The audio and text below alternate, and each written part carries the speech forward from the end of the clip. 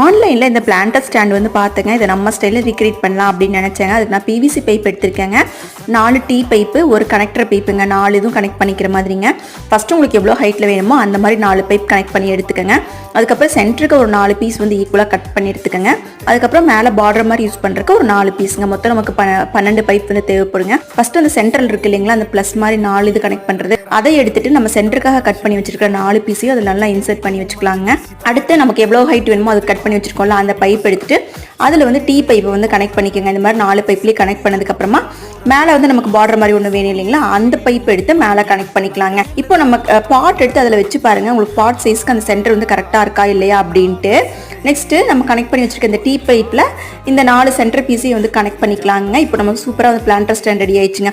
நான் பெயிண்ட் எல்லாம் எதுவும் அடிக்கலைங்க. நீங்கள் கோல்டன் கலரோ இல்லை பிளாக் கலர்லோ ஸ்ப்ரே பெயிண்ட் அடிச்சிட்டிங்க அப்படியே சூப்பராக இருக்கும். நமக்கு இது தேவைப்படாதப்போ நம்ம டிஸ்பேண்டலும் பண்ணி வச்சுக்கலாங்க. உங்களுக்கு இது பிடிச்சிருக்கா அப்படிங்கிறது கமெண்ட்ஸில் சொல்லுங்கள்.